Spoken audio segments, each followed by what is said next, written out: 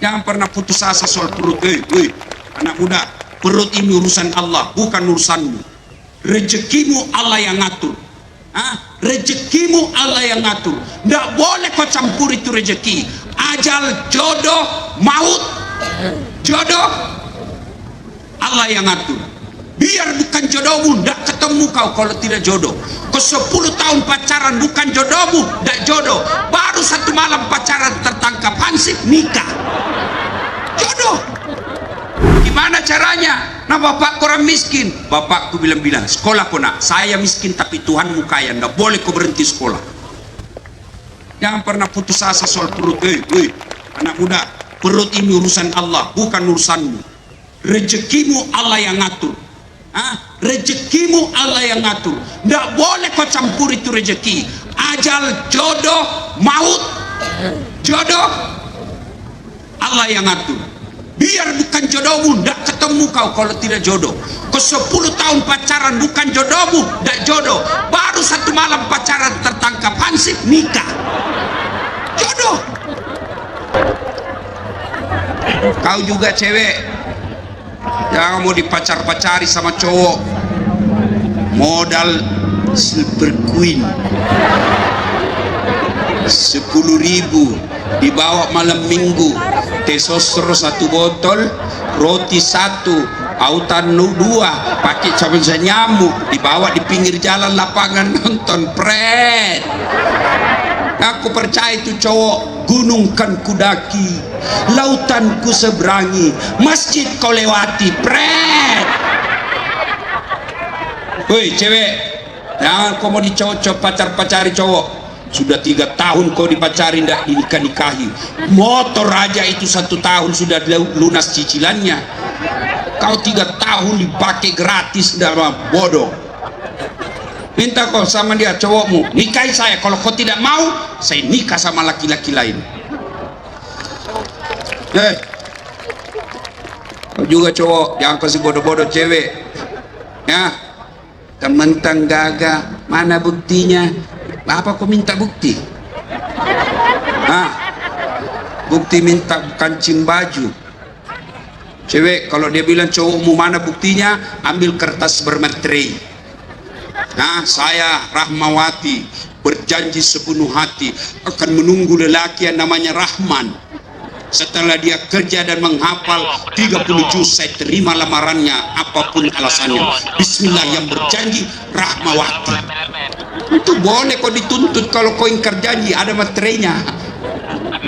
Ya, nah ibu bapak, adik-adik sekolah. Yang kedua, kelebihan ilmu. Dengan ilmu kau bisa dapat harta, tapi dengan harta belum tentu kau dapat ilmu. Yang ketiga, kelebihan ilmu, kata Ali, harta kasih orang berkurang, ilmu kasih orang nambah. Yuk sekolah, bapak-bapak ibu-ibu, jangan kasih putus sekolah anak. Saya miskin Ustadz, jangan. Anakmu punya rezeki sendiri. Bapak cari nafkah. Saya mestinya bapak ngomong, nak, saya dulu cita-cita jadi akabri.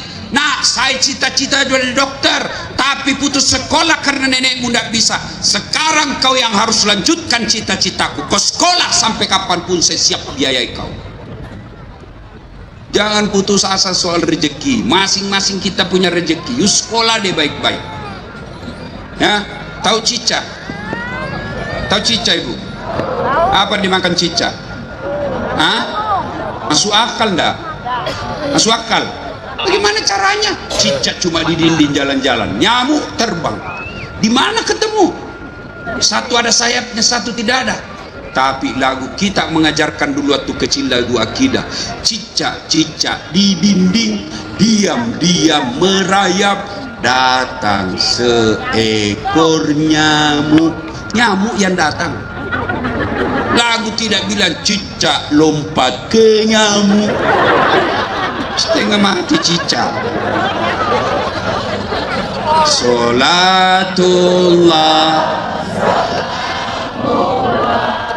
ala to.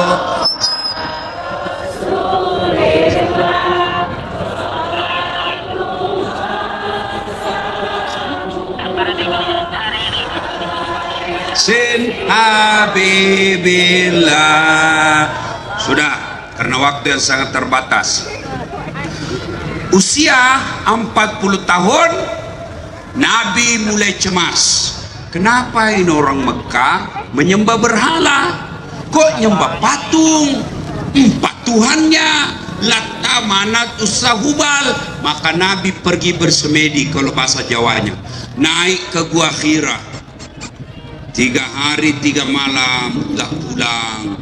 Lalu di 17 Ramadan datang malaikat Jibril memeluk Nabi dan berkata, Muhammad, ikra, baca. Saya tidak tahu membaca, kata Nabi. Baca, saya tidak tahu membaca. Ikra, baca. Jibril peluk Nabi sampai Nabi hampir tidak bisa napas lagi karena kencangnya pelukan Jibril. Lalu Nabi menjawabnya, ikra bismi rabbikal ladzi khalaq. Turun Nabi. 3 hari 3 malam tidak ada kabar. Turun Nabi sampai di rumahnya. Lalu Nabi berkata, istriku sayang, saya kedinginan menggigil, tolong selimuti saya. Lalu istri beliau Siti Khadijah berkata, sami'na wa ata'na, saya dengar dan saya taati. Coba ibu-ibu, kalau 3 hari 3 malam tidak pulang suamimu, kau telepon tidak ada pernah aktif, kau SMS tidak dijawab, 3 hari 3 malam langsung pulang menggigil, Bu, selimuti saya. Apa jawabanmu, Bu? Mati kau.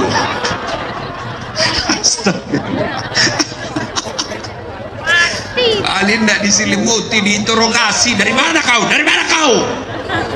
Hikmah maulid yang kedua, jadilah istri yang tidak pernah sangka buruk sama suami. Kenapa rumah tangga banyak pecah dan bercerai? Karena sangka buruk istri kepada suami, suami sangka buruk kepada istri. Ayo Bu, sangka baik sama suami, perasaanmu tenang. Telepon tidak dijawab, oh suamiku lagi buang air besar. Telepon tidak dijawab, oh suamiku lagi sholat duha. Telepon tidak dijawab, suamiku lagi sholat berjamaah. Tenang perasaan. Tiba-tiba masuk WhatsApp, wih, saya lihat suamimu bonceng cewek cantik betul. Oh, berarti suamiku lagi nge-grab. Tenang perasaanmu. Pegawai, kalian mau tenang hidup, sangka baik. Tadinya kepala dinas, tiba-tiba tidak ada lagi jabatan, dijadikan staf ahli yang tidak ada stafnya. Sangka baik, jangan sangka buruk, itulah yang terbaik. Tadinya camat, tiba-tiba tidak ada jabatan, yakin itulah yang terbaik. Saya tamat SMA, daftar tentara, tes fisik tidak lulus. Kenapa? Ceper. Maka saya protes kepada Allah, ya Allah, kenapa kau lahirkan saya dalam keadaan pendek? Kau tidak jadi rugi kalau saya jadi Tuhan. Kau tidak rugi kalau saya jadi tentara. Temanku lulus jadi polisi, sekarang dia reserse di Sulawesi Barat. Satu bunga-bunga pangkatnya, pakai baret merah, reserse. Saya lulus jadi ustadz, pakai baret putih.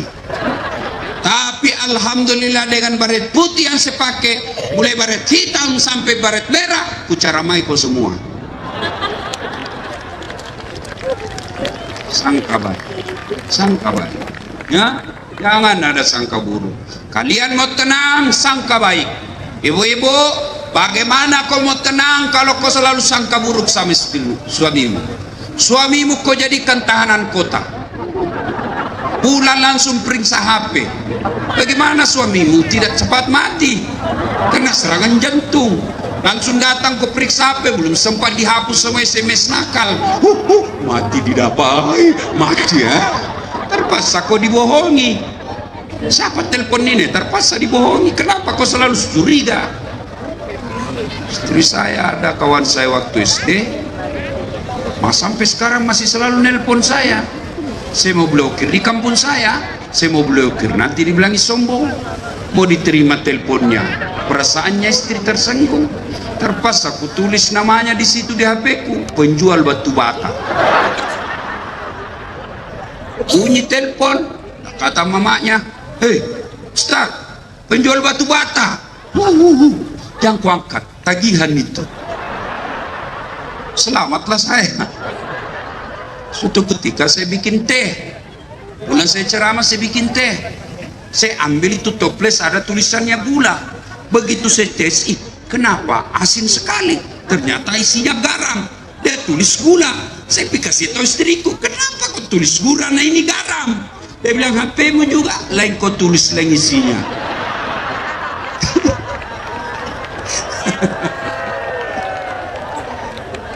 Yo, sangka baik, ya. Rumah tangga tidak bakal bahagia kalau kita selalu sangka buruk. Nah, apalagi sifatnya Nabi. Suatu ketika Nabi pulang ceramah, ketuk pintunya. Assalamualaikum ya Khumairah, Aisyah. Ternyata Aisyah sudah tidur, pulas tidur. Ketuk 2 kali, Assalamualaikum ya Khumairah, tidak ada jawaban. Ketuk 3 kali, masih tidak ada jawaban. Apakah Nabi marah? Apa Nabi dobrak pintunya? Tidak. Nabi buka serbannya, beliau hamparkan di depan pintu, beliau tidur di depan pintu beralaskan serban karena tidak mau mengganggu istrinya yang lagi pulas tidurnya. Begitu bangun Aisyah, apakah Nabi marah? Tidak. Nabi lalu mengambil tangan istrinya lalu berkata, "Adindaku sayang, maafkan saya karena saya terlambat pulang tadi malam sehingga saya tidak bisa memberikan kehangatan dalam tidurmu." Wah. Mau punya suami seperti Nabi, Bu? Betul? Betul. Pertanyaan buat ibu, sudahkah ibu punya sifat seperti istri Nabi? Suka ngomel di rumah, mana kita tidak cepat mati, ngomel aja kerjanya. Sampai di rumah nonton aja sinetron, angkat kaki, main remote, makan kacang, pakai daster tinggi sebelah yang 3 hari tidak dicuci, kelihatan tali BH. Dia bilang, kasih baik itu tali BH-mu. Dia bilang, jangan lihat BH-nya, yang penting rasanya, Bu. Tidur ngorok. Mana kita mau dapat surga dunia? Di kantor kita dimarah-marahi sama bupati, marah bupati.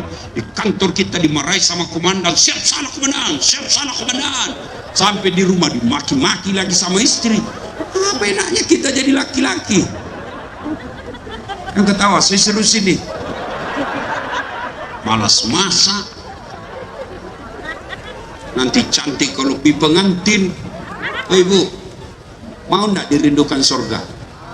Kata Nabi, barang siapa seorang istri dandan sebelum tidur karena niat menyenangkan hati suaminya, maka sepanjang tidurnya malaikat berdoa, ya Allah rahmati dan sayangi wanita ini karena dia dandan untuk menyenangkan hati suaminya. Amalkan sebentar. Kalau kau pulang nanti mau tidur, pakai yang seksi. Kalau perlu pakai baju renang.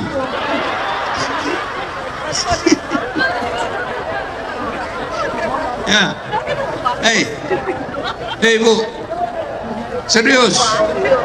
Ya, Bapak juga mau punya istri seperti Khadijah, tapi sifatnya tukang tipu. Alasan rapat, ternyata merapat. Kasar sama istri, ngomongnya kasar, kadang-kala marah ditempelin istrinya. Hei, bagaimana? Ini ada kisah nyata. Saya pergi ceramah Kalimantan Selatan, tiba-tiba ada bapak-bapak yang tadinya pengusaha sukses bangkrut. Dia datang ke depan saya, dia pegang paha saya sambil nangis.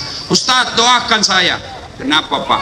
Saya bangkrut Ustadz. Saya mau pulang kampung ke Sulawesi, saya malu pulang bawa utang. Saya mau tinggal dikejar-kejar sama yang punya uang. Saya mau dipotong, Ustaz. Tolong doakan saya. Saya bilang, baik. Sebelum saya doakan, saya mau tanya, jujur kau, bagaimana penghormatanmu kepada istri selama ini? Apa jawabannya? Oh, itu dia, Ustaz. Saya lebih sayang istrinya tetangga daripada istri saya. Sudah, itu jawabannya. Nah, Bapak 30 tahun dari Jawa, dari Sulawesi, datang merantau ke sini, tidak bisa sukses, rumahnya susah dibeli. Salah satu sebabnya karena kau hianati istrimu. Dia tinggalkan kampungnya, dia tinggalkan Jawa, dia tinggalkan Sulawesi, datang ikuti merantau suaminya, dia tinggalkan ibunya, dia tinggalkan bapaknya, dia tinggalkan saudara-saudaranya, datang karena taat sama suaminya. Setelah sampai di sini ditelantarkan oleh suaminya. Bagaimana hidupmu mau bahagia? Kalau kalian mau bahagia, muliakan istri. Ya, jangan kasar sama istri. Ini HP saya, Pak. Hampir tiap hari orang curhat. Adalah tadi malam curhat sama saya, suamiku kasar betul, Ustaz. Kalau dia marah sampai memaki, sembarang dia ngomong sama saya, sampai dia tempelin saya, Ustaz. Tapi saya sabar. Tapi yang paling menyakitkan kalau ibuku dihina sama bapakku. Kadang dia marah, dia bilang, kau memang goblok sama ibumu. Bagaimana orang tidak marah kalau kau bilang begitu? Maka suami yang baik memuliakan istri. Nabi 11 istrinya, tidak pernah satupun Nabi panggil nama istrinya. Khadijah tidak pernah dipanggil Khadijah, beliau panggil Ummul Mukminin. Aisyah tidak pernah dipanggil Aisyah, beliau panggil ya Humaira, yang kemerah-merahan pipinya, karena memang Siti Aisyah merah di 5 pipinya. Besok kau amalkan itu. Panggil istrimu, wahai istriku yang termancung hidungnya di lorong 3. Tidak mancung hidungnya, Ustaz, ya giginya kau lihat. Justru giginya yang mancung. Ya kau janganlah kau lihat giginya, lehernya. Mana yang bagus alisnya kau, wahai istriku yang lembut halisnya. Jangan terlalu jujur. Mentang-mentang istrimu hitam kau panggil, hitam. Oh hitam. Dot hitam. Dia bilang istrimu, apa hitam-hitam, jadi juga anakmu. Dan kau ini kasihan ini perempuan. Coba lihat bagaimana susahnya ini, kasihan perempuan. Masih ingat waktu hamil ibu? Ibu, ada ndak ibu hamil tengkurap? Coba bayangkan, Pak, 9 bulan itu ibu-ibu hamil, tidurnya sesak napas ke kanan ke kiri, poso satu aja kerjanya, gaya pasrah.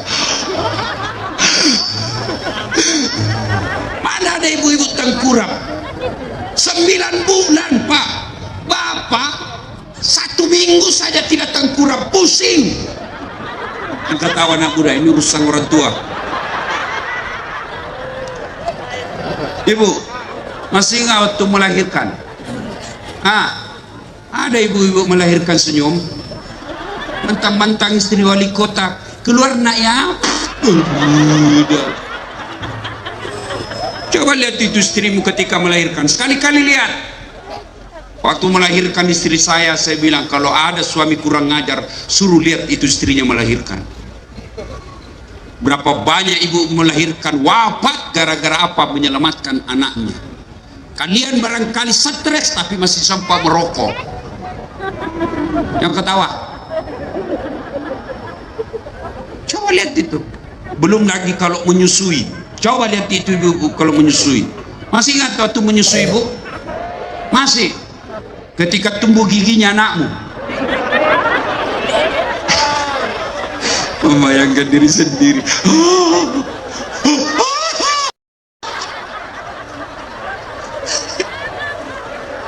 Coba itu istri. Begitu digigit sama anaknya, apa dia? Kok gigit saya? Tidak dibujuk. Lepaskan.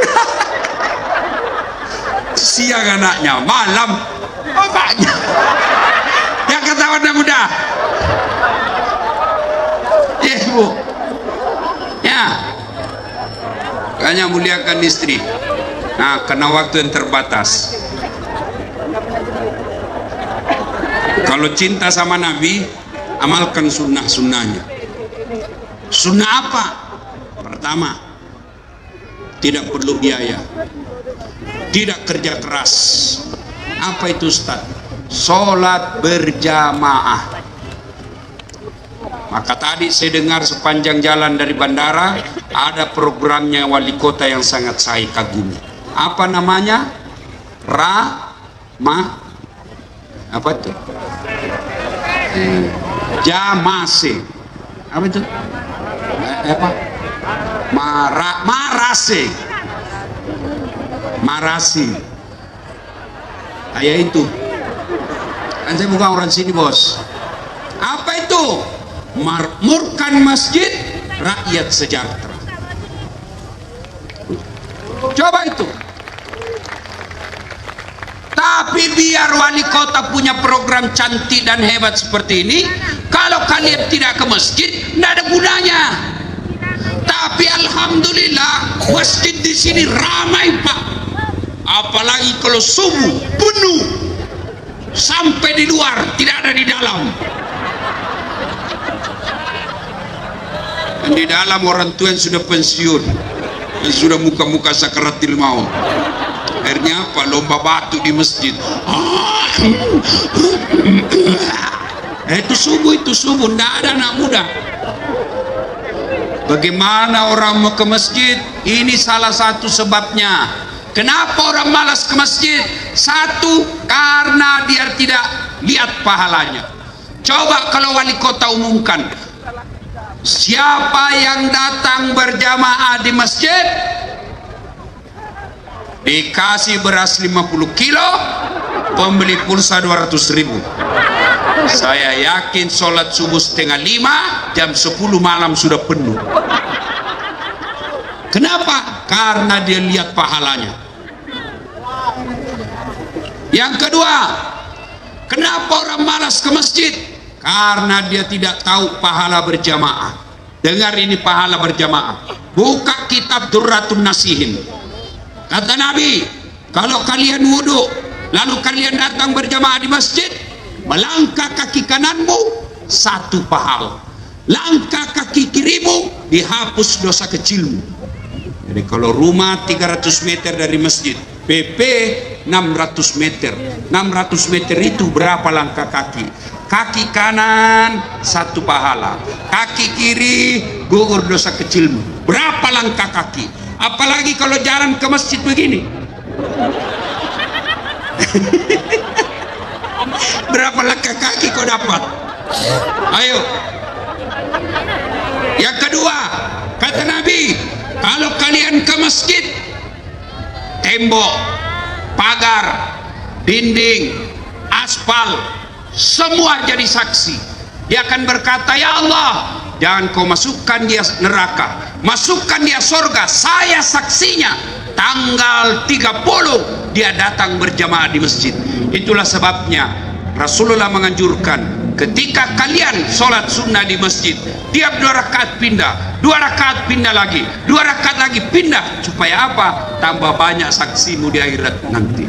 Itulah juga sebabnya Nabi anjurkan, ketika kalian datang berjamaah di masjid, lain jalanmu waktu pergi, lain pula jalanmu waktu pulang. Waktu pergi dari sana, maka pulang ke sana. Jangan juga salah paham.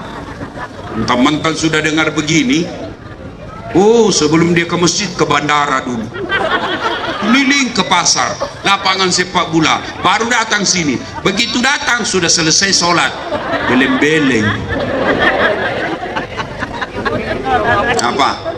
Apalagi keutamaan berjamaah. Kata Nabi, kalau bajumu basah gerimis, kena debu sepanjang kau jalan, tidak usah cemas. Bajumu yang basah kena gerimis, bajumu yang kena debu gerimis, baju itulah yang basah, dan baju yang kena debu itulah yang akan melindungi kalian agar tidak disentuh api neraka. Jadi kalau gerimis datang ke masjid, tidak usah cemas, basahnya bajumu akan menjadi pelindungmu nanti. Apalagi keutamaan berjamaah. Di masjid ada silaturahmi. Keutamaan apa lagi? Di masjid lebih khusyuk. Coba bayangkan Bapak kalau sholat di masjid, begitu keluar masjid, rasanya itu sholat kita langsung diterima. Tapi kalau di rumah kan banyak gangguan. Istri masak, masuk baunya ke hidung. Dibayangkan ikan goreng. Anak bunyi kasih bunyi dangdutnya, kita juga ikut menyanyi dalam hati. Maka datang ke masjid. Apalagi penyebab orang malas ke masjid? Yang ketiga, manajemen masjid tidak bagus. Ada masjid saya bangun Pak, kecil tapi nyaman. Karpetnya hampir tiap tahun saya ganti. Yang asan saya bikin lomba asan, pemenangnya saya gaji tiap bulan layaknya pegawai negeri hanya untuk 5 kali asan satu hari. Imamnya penghafal Quran, saya bikinkan kamar, saya kasih motor dinas, gajinya lebih dari pegawai negeri biasa. Penceramanya belum ceramah saya sudah kasih honornya. Kalau di khutbah minggu depan, minggu ini sudah sampai honornya dengan judul ceramahnya. Sound sistemnya baik, ber-AC, tempat duduknya bersih hingga orang nyaman datang ke masjid. Ini bagaimana orang ke masjid? Karpetnya sudah 4 kali lebaran tidak pernah diganti. Begitu kita sujud, teh cica didapat. Apalagi yang asan orang tua sudah pensiun asma. Ayah.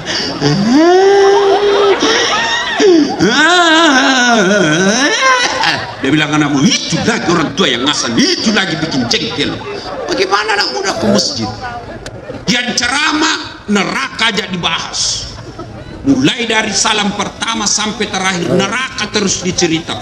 Kau bakal dibanting, ditusuk pantatmu, dilipat, ditusuk matamu, digunting telingamu. Kata anak muda, apa enaknya itu ke masjid? Tidak usah ke masjid, kita takut itu masjid situ. Ada orang ke masjid. Dapat lagi sound system, baru takbir Allahu Akbar, langsung story. Mau diperbaiki, kita sudah takbir, terpaksa kita tahan terus. Dapat lagi imam yang membalik-balik sunnah Nabi. Ada kan imam begitu, dia baca yang panjang-panjang. Padahal Nabi bilang, kalau kau jadi imam, ringkaskan bacaan sholatmu. Sunnah, ringkaskan bacaan sholatmu. Itu perintah Nabi. Kalau kau jadi imam. Ada anak muda malam Jumat, dia mimpi masuk neraka. Dia taubatlah, dia pergi sholat subuh semua. Selesai sholat Jumat, subuh saya ketemu. Gimana nak? Enak sholat di masjid toh? Apa enak Ustaz? Itu masjid aliran sesat. Kenapa kau bilang aliran sesat? Dia bilang saya sholat subuh Ustaz 3 rakaat. Bukan 3 rakaat, itu namanya sholat tilawah. Makanya imam-imam, kalau kalian mau sujud tilawah, jelaskan dulu jamaah, jangan sampai dikira 3 rakaat. Kata Nabi, baca yang ringkas. Itulah sebabnya dianjurkan ketika balik sholat tajami rahimakallah, Nabi anjurkan untuk apa? Lihat pasukanmu. Ada orang tua, ibu-ibu yang mau sekali kentut. Ada anak muda, dia lupa kunci motornya di motor. Habis hilang sudah motorku. Lamanya lagi di Pak Imam. Coba. Iya. Yang kedua kata Nabi, baca yang umumnya orang hafal. Tujuannya apa? 1, tujuannya disuruh baca hafal. Begitu imam membaca Al-Fatihah kita ikut. Kenapa? Karena kita hafal. Tapi begitu imam membaca surah Al-Anfal ayat 3 sampai 70, dia khusyuk dengan bacaannya, kita khusyuk dengan hayalan. Kita mau ruku, belum selesai, kita mau ikut, tidak dihafal, terpaksa kita baca semua pengumuman di dinding. Keadaan keuangan masjid, saldo kas, sudah habis 1 dinding, belum selesai Pak Imam, dibaca lagi apa? Kalender Persatuan Guru Republik Indonesia cabang Kota Lubuk Linggau. Belum habis bacanya Pak Imam, bajunya lagi orang dibaca. Caleg DPR RI nomor urut 7 Partai Golkar. Siapa yang salah? imam. Saya pernah jamaah di kampung. Begitu imam sujud lama sekali. Kenapa ini imam lama sekali? Tidak biasanya begini. Ada kawan saya tidak tahan, dia angkat kepalanya, langsung teriak, "Wih, hilang imam!" Ternyata imam keluar dari pintu. Selesai sholat kita rame-rame tanya, "Weh Pak Imam, kenapa kau tinggalkan jemaah?" Apa dia bilang? "Saya kentut nak." Lain kali kalau kau kentut, angkat dulu kepala supaya kita lihat kau. Dia bilang, "Saya sengaja nak, karena saya malu kau lihat." Siapa?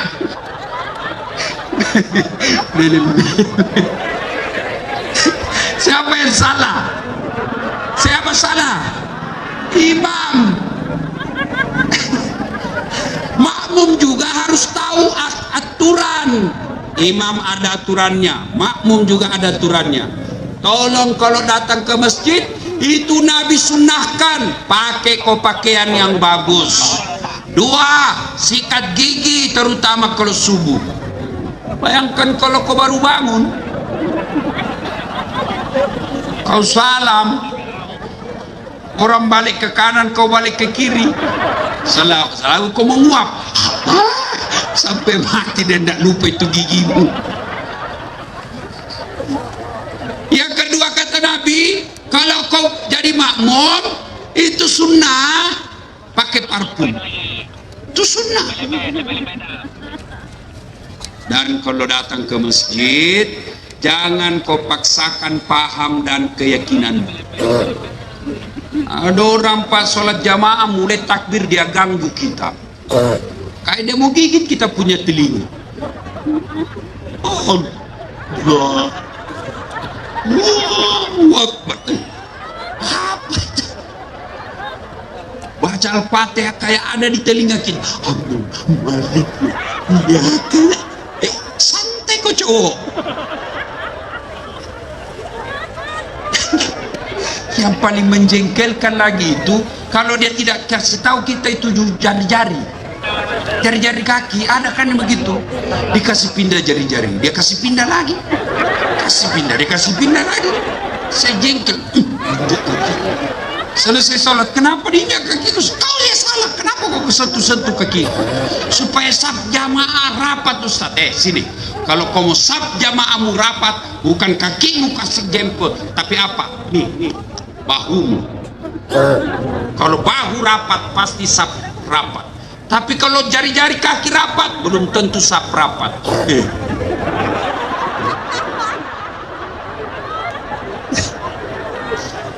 Ada juga itu anak muda, rasanya dia sendiri mau masuk surga, bicaranya serba Arab.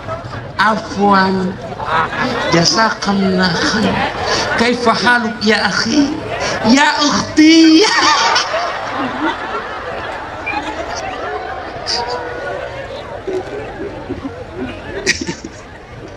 Sampai saya dimaki-maki di Facebook. Dia bilang, "Apa ini Ustaz? Maki-maki, kau tidak pelihara sunnah. Kenapa kau putus saya tidak pelihara sunnah? Buktinya kau tidak pakai jenggot. Mau dia apa? Kau tidak mau tumbuh?" Ayo, nah ibu bapak saudara-saudara sekalian, pelihara sunnah Rasul dengan cara apa? Hidupkan sholat berjamaah. Bagaimana kalau perempuan Ustaz? Wanita tidak dianjurkan ke masjid, tapi kalau mau ke masjid jangan dilarang. Kenapa? Karena dulu perempuan kalau keluar diculik dan diperkosa. Dulu. Sekarang aman. Apalagi kalau ibu-ibu yang sudah usia 60. Siapa yang menculik kau? Tapi kalau ada akhwat, ya dedek putri yang SMP, SMA, kuliah, kau tidak usah ke masjid, lebih utama di rumah. Kenapa? Kalau kau ke masjid menimbulkan fitnah dan godaan bagi laki-laki. Tapi kalau ibu-ibu yang sudah bau minyak gosok, sudahlah, boleh ke masjid, ya. Nah, Hidupkan programnya Pak Wali. Berikutnya yang keempat, kalau kita cinta kepada Rasulullah dengan cara apa? Banyak-banyak menyebut nama Nabi. Sebut nama Nabi. Dengan cara apa? Bersalawat. Coba, ketika Allah perintah puasa, Allah tidak puasa. Allah perintah haji, Allah tidak haji. Tapi ketika Allah perintah kita bersalawat, innallaha wa malaikatahu yusalluna 'alan nabi. Allah dan para malaikatnya bersalawat. Maka besok mulai amalkan salawat. Ibu-ibu sambil cuci piring salawat. Salatullah salamullah. Dia dengar suaminya lagi lap mobil, dia lanjut ala toha rasulillah. Dia dengar anaknya lagi main game, salatullah salamullah ala yasin habibillah. Lewat mertuanya, teriak mertuanya, semua langsung salawat satu rumah. Ya, ibu-ibu lagi gundah gulana, cicilan belum lunas, habis uang, salawat untuk kasih tenang hati.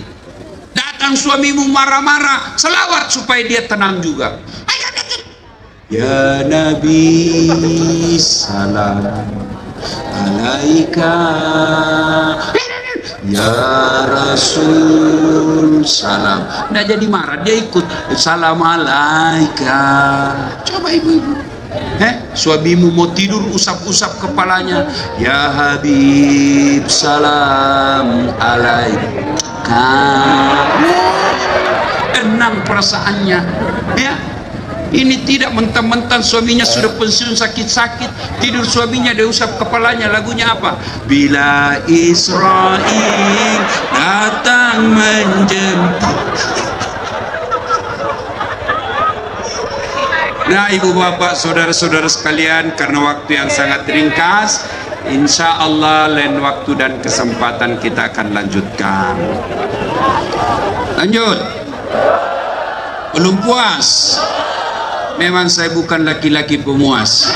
Mati saya kasih puas ke semua. Terus, betul, menghina. Kau kira saya tukang parkir? Terus. Ya, insya Allah lain waktu dan kesempatan. Terima kasih Pak Wali Kota yang mengundang saya untuk datang ke tempat ini. Mudah-mudahan ulang tahun yang ke-18 ini masyarakat Lubuk Linggau semakin dekat dengan Allah, dan pemimpin-pemimpinnya sangat mencintai rakyatnya dan hanya takut kepada Allah Subhanahu wa taala. Kalau masih mau dengar ceramah saya gampang. Woi, belum. Woi. Nah, kalau masih mau dengar ceramah saya gampang, silakan simak tablik akbar Damai Indonesia TV One setiap hari Ahad pukul 14.30 atau setengah 3 sampai selesai. TV One tablik akbar Damai Indonesiaku.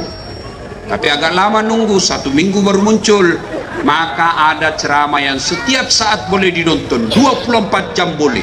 Gimana caranya? Ambil HP, buka aplikasi YouTube, tulis nama saya, Dasat Latif. Dasat Latif, keluarlah ceramah saya ribuan itu. Sudah itu, jangan lupa kasih tanda begini. Ini. Begini. Sudah itu like, jangan lupa kasih subbreaker. Apa? Subbreaker ya. Apa? Ya itu saya. Ya. Itu cuma cepat habis kuota 1 jam. Cepat habis kuotanya. Bagaimana? Saya sediakan yang tidak menguras kuota. Namanya Cersi, ceramah singkat 1 menit saja. 1 menit ada ilmu didapat. Gimana caranya? 1 menit ada. Gimana caranya Ustaz? Follow saya di Instagram, Dasat Latif 1212. Saya ulang, Dasat Latif 1212. Sudah ku tag Ustaz, sudah ku follow. Kenapa ceramahmu tidak mutar? Ku ulang-ulang tidak mutar. Hakul yakin, masalahmu tidak ada kuota. Ku beli kuota dulu. Ya, Nah, ibu bapak, saudara-saudara sekalian, inilah tausiah kita, mudah-mudahan ada manfaat. Saya baca doa, MC. Oke, sebelum kita akhiri, mari kita berdoa. Mudah-mudahan acara kita ini, kita balik rumah, mampu kita amalkan dalam kehidupan sehari-hari. Kita awali dengan mengirimkan suratul Fatihah kepada Rasulullah Muhammad sallallahu alaihi wasallam. Khasiat dan keutamannya kita ikhlaskan untuk orang tua kita masing-masing, baik yang sehat walafiat, tapi terutamanya lagi kepada orang tua kita yang sudah arwah. Ila hadratin Nabi Mustafa Muhammad sallallahu alaihi wasallam. Al-Fatihah. Bismillahirrahmanirrahim. Alhamdulillahi rabbil alamin. Iyyaka na'budu wa iyyaka nasta'in. Shiratal ladzina an'amta 'alaihim. Amin. A'udzu billahi minasyaitonir rajim. Bismillahirrahmanirrahim. Allahumma shalli ala sayidina Muhammad wa ala ali sayyidina Muhammad. Allahumma ighfir lil mu'minina wal mu'minat wal muslimina wal muslimat al ahya'i minhum wal amwat innaka sami'un qaribun mujibud da'wat wa qadiyal hajat. Allahumma inna nas'aluka salamatan fid din, salamatan fid dunya wal akhirah, wa afiatan fil jasadi, wa siyadatan fil ilmi, wa barakatan fil rizq, wa taubatan qablal maut, wa rahmatan indal maut, wa maghfiratan ba'dal maut. Allahumma hawwin alaina fi sakaratil maut, Allahumma hawwin alaina fi sakaratil maut, wa najatan minan nar wal afwa illa hisab. Ya Allah, ya Rabbi, ya Karim, di kabupaten ini kami hidup, ya Allah. Di kabupaten ini kami mencari nafkah, ya Allah. Jika rezeki kami masih di atas langit, turunkan. Jika masih dalam tanah, munculkan. Jika masih jauh, dekatkan.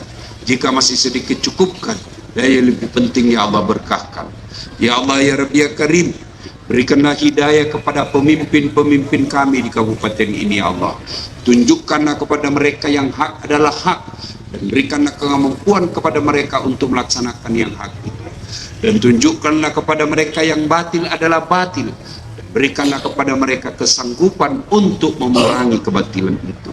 Ya Allah, ya Rabbi, ya Karim, Zat yang Maha membalas, balaslah segala kebaikan orang-orang yang telah mewakafkan waktu, harta dan ilmunya untuk acara ini. Angkat harkat dan martabatnya, wujudkan cita-citanya, bahagiakan keluarganya, dan jika kelak menghadap kepadamu, hadapkan dalam iman dan Islam.